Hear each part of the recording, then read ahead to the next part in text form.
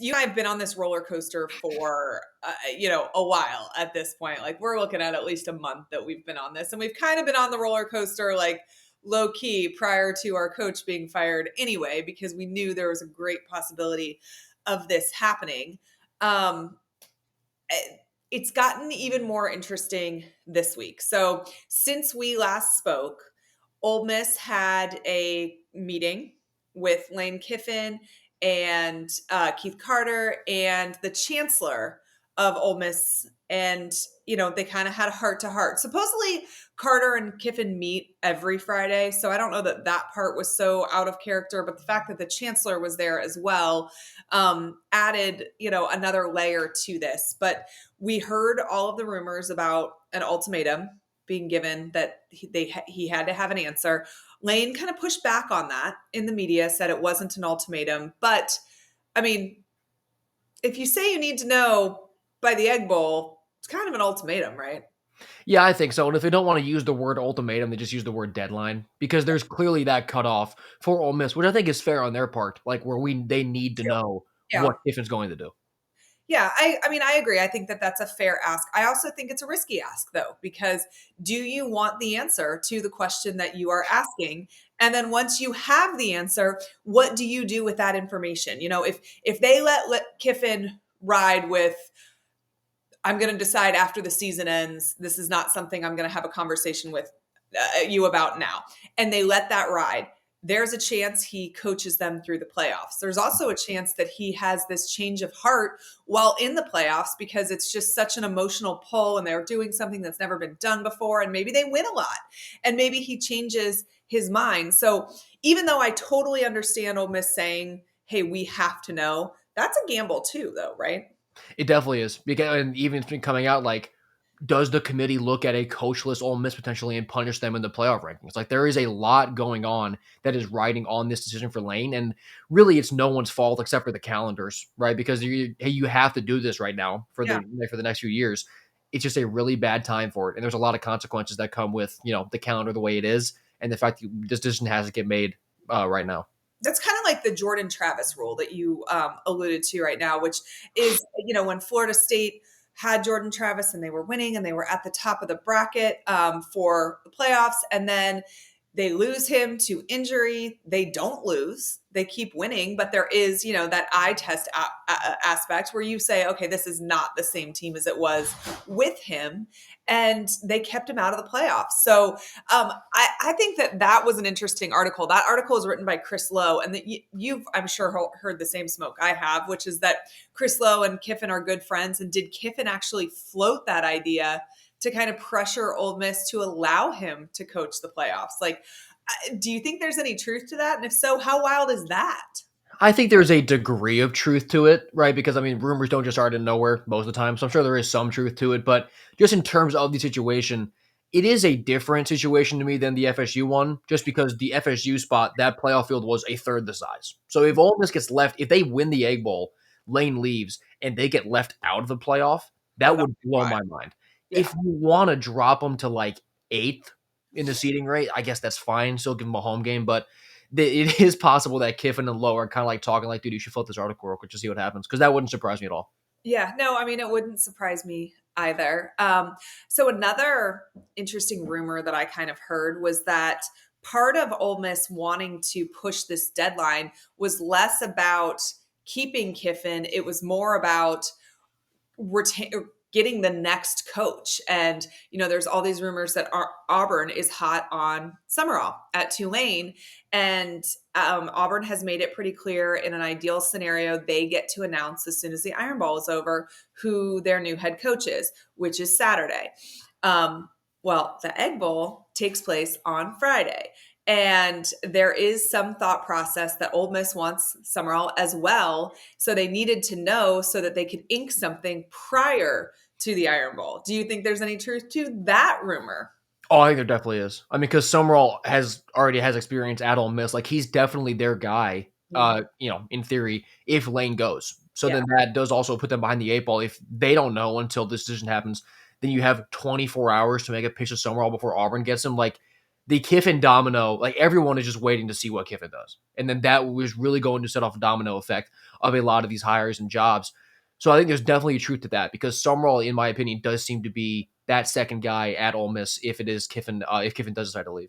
So Auburn's just catching strays over here. They're just running their own race, trying to land their coach, because staying quiet, not getting involved, and they may end up on the outs. That would be definitely an interesting scenario.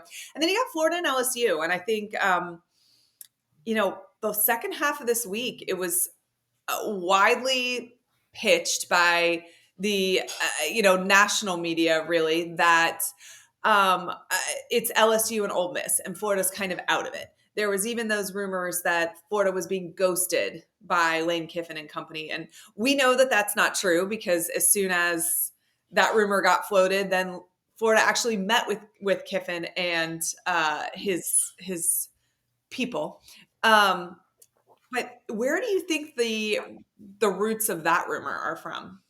Honestly, I don't know. I mean, Florida never faded out of this. That was ridiculous. I mean, they were the first team that was in. This goes back to last year, the Yeah, mutual interest between Florida and Kiffin. So, I mean, you saw it on Ole Miss message boards. That was kind of being pushed with no evidence, and people ran with it because it's what they wanted to have happen. here, yeah, Um, but now we're at a point where I do think it's down to LSU and Florida. I hate to do what I said was ridiculous, kind of count a school out, but it yeah. just feels like with the announcements that we're going to make an announcement if you're Ole Miss and Kiffin, that doesn't feel like I'm staying. It feels like I'm looking at these other two offers. So I'm going to take one of those two jobs. So, I think Kiffin has a flair for the dramatic. And so, on paper, the idea of like, oh, I'm going to win the Egg Bowl and then I'm just going to announce that I'm coming back and I'm never going anywhere again sounds great in theory. But here's the part that I struggle with. That statement goes out that says that he will focus on the Egg Bowl and then he will make a decision and they will announce it after the Egg Bowl, presumably Saturday. Um, Unless you tell your players that, hey guys, I am staying, I'm just not making it public until Saturday. I don't know how you don't risk losing the locker room.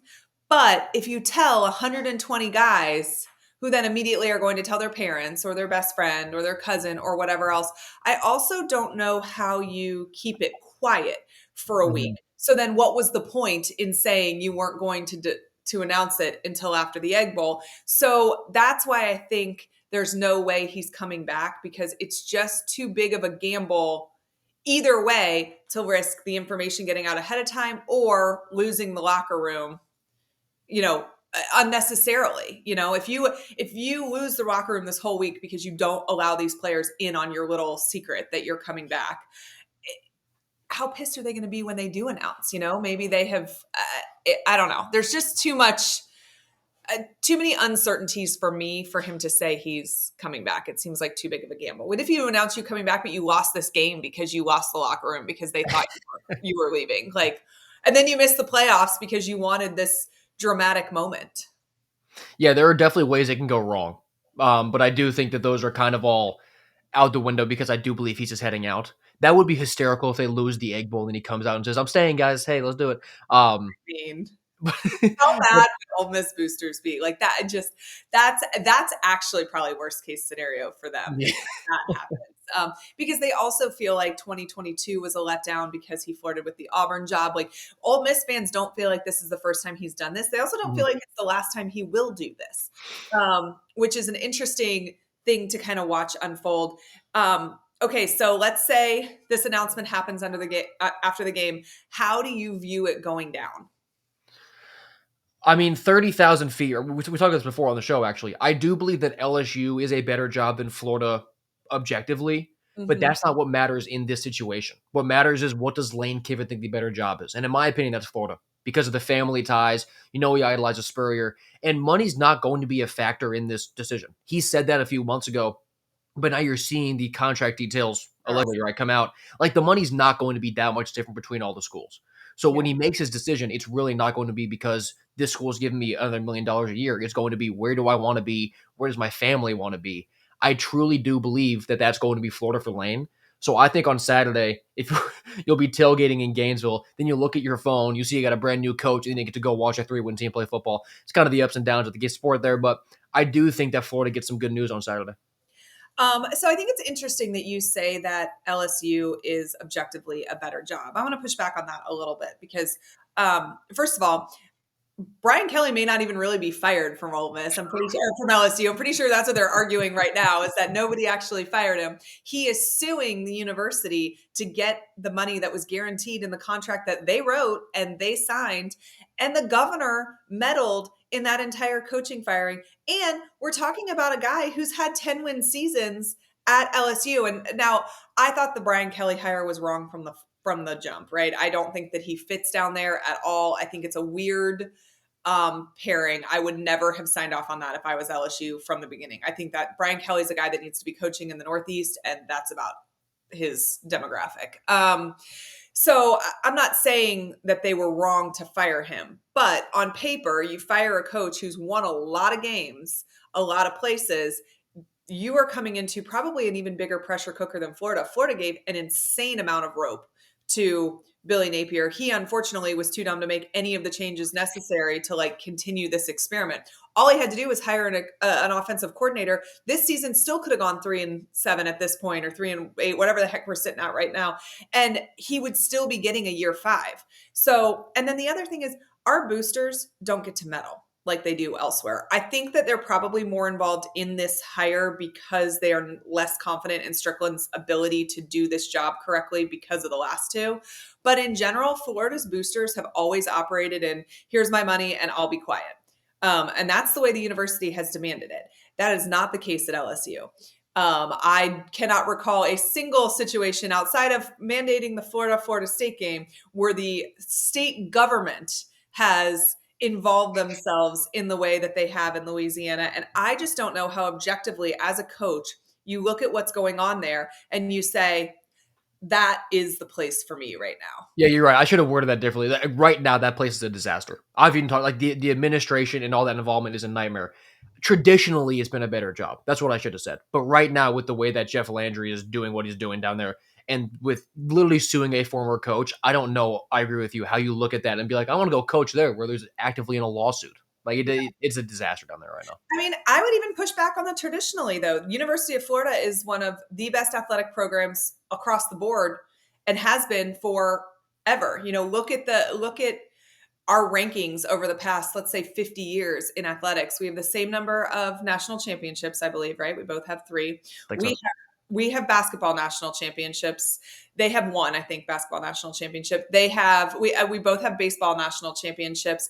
I, I don't I don't, there was a period of time where they were more successful and it was more recently than Florida. So I think recency bias, you can say LSU. I think about that window of time where the SEC West ran through that Mhm. LSU Alabama game and the entire nation tuned into that. That would have been like the late 2000s, early 2010s. And I totally agree with that. I don't know if I agree with historically, but in this moment, even without the familial ties, which I think are strong for Kiffin, it's just such a tumultuous time at LSU. And I agree with you entirely that it's not about the money, but you've got to think that an agent would be like, okay, well, the previous coach was supposed to get $54 million that they're fighting him on getting. So Mhm. maybe they've also robbed a children's hospital to pay for some of these things. Like maybe we should give pause here for that. But I don't know. I think you're right that it's between those two schools. When the money aspect, I do think NIL money matters though. Mhm. And um I have heard, try to figure out the right way to word this. Um I've heard that for LSU it's essentially a blank check. And I've heard that for Florida there is a certain point where they will cap NIL money. I don't think they've gotten to that point where they're saying like, okay, well, they're offering more and we won't come up to that. So that's not what I'm Mhm. saying at all. Mhm. But I do think that LSU would be slightly more free with the NIL budget than Florida, unless Florida feels like this is the only way that we land him. So even though we don't want to do this, this is against our best interests or our best logic, we're going to say okay anyway. And I think it will be north of $28 million for NIL if for that budget, which is crazy. That is a massive NIL budget. Okay, so let's say it goes down on Saturday. The only way it goes down for Ole Miss positively, in my opinion, is in the post game interview. He Mhm. says he's coming back right there on the field. If he doesn't say it before he leaves that field, I don't think it's Ole Miss. And then I still argue that that was really risky optics if you do that. But I don't see a scenario where he walks off that field and then still picks Ole Miss. Do you? No, not at all. Yeah, I agree with you. And so then we go into Saturday. So they haven't given us a time, but I'm pretty sure the release from the athletic director said we would know Saturday. So do you picture, I kind of picture them like leaking some information to game day maybe so that it's like a full on discussion, or maybe we go wild and we have Lane sitting at the game day desk and there's hats right there and he gets to pick and maybe he does it with a headgear. Like how are we hearing this? I do hope that there's some sort of theatrics to it because that just feels like the only way you can actually conclude this saga, as opposed to just like sitting there and refreshing, just like Matt Zennitz's Twitter. Like, Yeah. I hope that there's some sort of you know theater to this. Like, at first I thought he might just go on the McAfee show one day and just be wearing the hat of a new school. Um, but yeah, I do think we'll get some sort of fun way to figure this out. Before we move on to our next topic, did you see? So Josh Pate had that tweet yesterday where he said, like, I know where Lane Kiffin's going in 2026, and all I can say is wow. And then he backtracked and he backtracked and said basically, like, I was being sarcastic. It was a joke. I thought people would know that. I don't know. He is largely overestimating the mental sanity of all three of these fan bases in this moment if he thinks that we were all going to pick up on the sarcasm of that.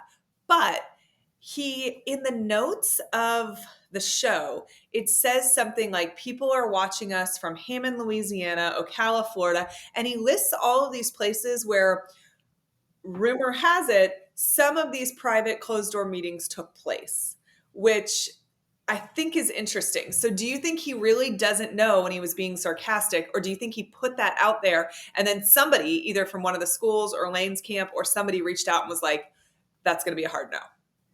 I think he knows, or I think he has at least his informed prediction based on what information he has made available to him.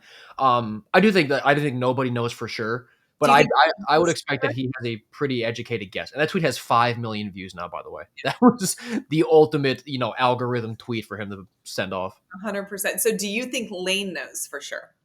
I think he probably has an idea now. I think we're at that point where you're Monday of rivalry week. I think he has to know. Yeah.